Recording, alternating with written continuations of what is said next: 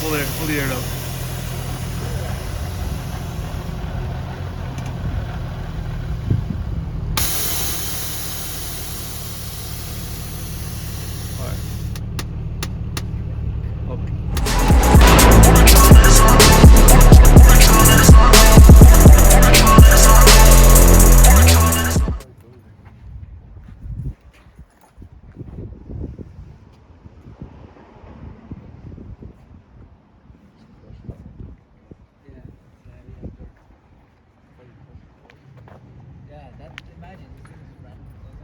Things on air right now.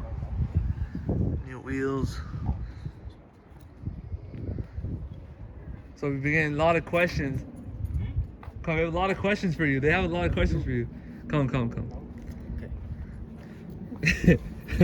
Yo, why so yo, wait. No, we gotta show them the hood. All right. I mean, not the hood. Let's show them what we did from the last video. What did we do? Nothing. We didn't do nothing. Air ride. Same thing. It was the same thing. Air ride. Yep. Wheels and headlights. Air ride, wheels, headlights. Yeah, that's it. Look at that. That looks so nasty.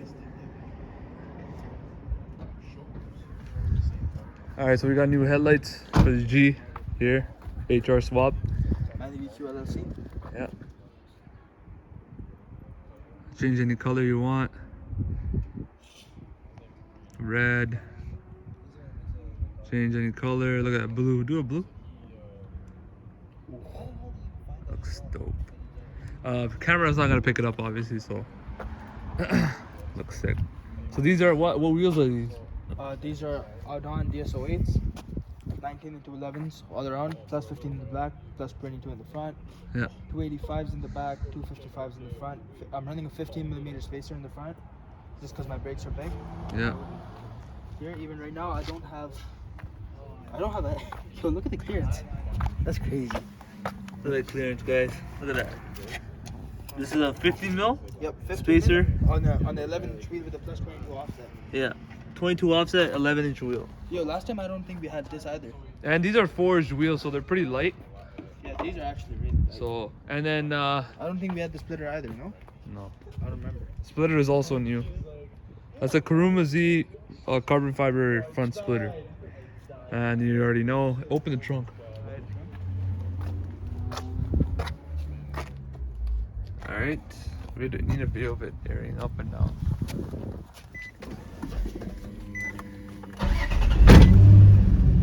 Okay, so right now,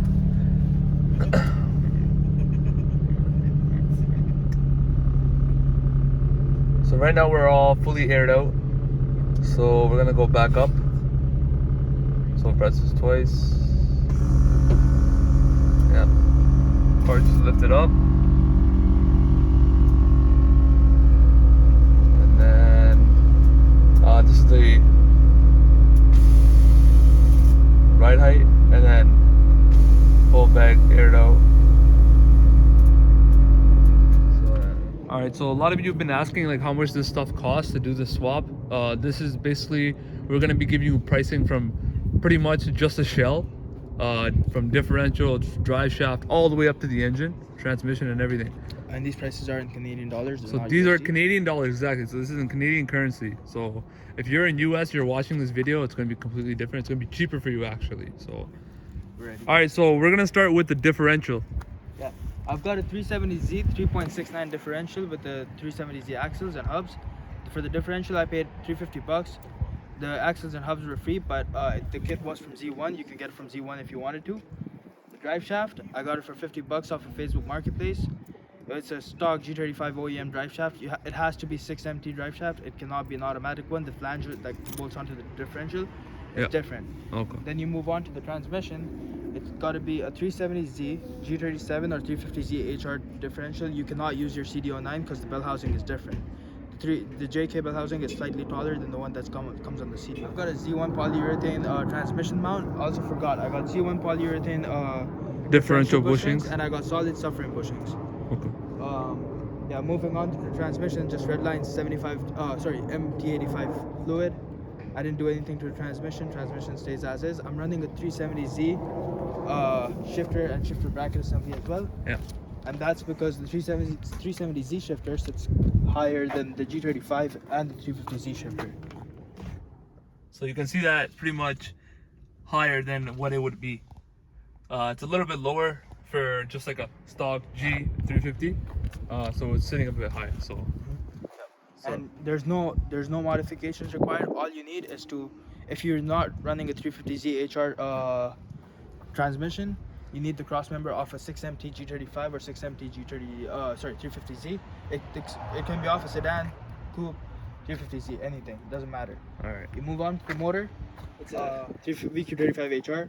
Picked it up for $2,000. So this is out of a 2008 350. 2007. 350Z. Yep. What else? We got 2007 350Z. It's got 75,000 kilometers, and then it's the ECU and wiring harness that I'm running is out of a 2008 automatic one. So if you're getting it done, if you're getting the harness done from who I got it done from, which is Guilty Garage in the USA, he can do, as long as it was from a VQ35 HR, he can convert it, as long as the harness is good and as long as it came from a VQ35 HR motor. yeah. It can be from a G35 or a 350Z. 350Z, he prefers it. I think it's like $300 cheaper too, just because it fits better and it's shorter too. I think you gotta ask him about extra wiring harness. He did like miscellaneous stuff, like he powder coated the timing cover. Why not? It's already out of the car. 3-inch. 3-inch intakes. That's from the same guy, Guilty Garage. He's actually selling a few sets right now. They were pretty cheap. I gave him a few ECUs, so I can't really tell you guys how much I paid for them, but they are one of the cheapest 3-inch intakes on the market. They don't have the PCV or PVC, whatever that is. No PC. So no PCV. So I'm just venting to the atmosphere, but if you want, you can put an EPS breather kit there. I'll probably do that down the road. And Z1 hoses all around. These are optional, you know. Yeah. A lot of the stuff I did is just optional. It's stuff I wanted to do because I had time and I was just, I was willing to dump the money into it. If you want to, you can put a junkyard motor, a junkyard transmission, and you can call it a day. You don't even have to put the 370Z differential in the back. So if you were doing it on like the cheapest possible, budget, I think you'll end up, if the prices haven't changed for Guilty Garage, I think it was $700 for the ECU and wiring harness conversion. You'll probably pay like $300-$400 for a ECU and wiring harness. You're $1,100. If you pick it up from a junkyard, the motor, you'll probably pay like $500. Yeah. You'd say. Yeah. And then the transmission, it's so hard to find. You probably won't find it at a junkyard. Yeah. But yeah, that's the. But for you guys in the States, you guys are gonna have too much trouble finding these kind of parts. Yeah. You guys have a lot of resources and stuff, so we actually have to actually outsource our stuff from the US actually. So a lot of the stuff is from the US. The motor itself is from Japan. We don't get a lot of stuff down here. We don't. But what I was going to say is, since you guys in the States have a lot more resources than we do, what I would recommend is just buy a 350Z HR donor car. Yeah. And just swap your stuff in. Yeah. It's the best possible way to do it, because when you get down to the little stuff, it's a lot little things like this power steering, right? Obviously, this is touching the intake here. We bent the bracket a little bit. Yeah. As you can see, it's unbolted from there. Yeah. But it's the little stuff. And other stuff. If you look at my radiator, I should have run the G35 one. The mounting points here are not the same. So let's get into the cooling. So what radiator and AC condenser? I just bought it off eBay. It's a 350Z HR radiator, 350Z fans, AC condensers off a G35. It's a brand new one I put in. I'm not running AC, by the way. I don't know why I got a new condenser. I couldn't find, so the coolant overflow tank, it's really hard to find. It's literally all it does is there's one hose coming from here, and then there's a hose that vents to the atmosphere. You don't really need a 350Z one as long as you have something. I got this off Amazon for $30 and it works perfectly fine. This car doesn't overheat or anything. No overheating problems, nothing. It actually drives really good. If you only have one engine code left, it's a P0021. I think it's just this solenoid right here.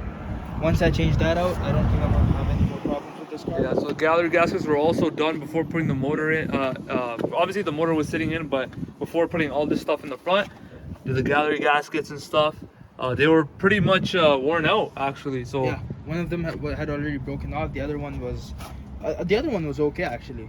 Yeah. But still, something you guys should definitely look into if you have a HR.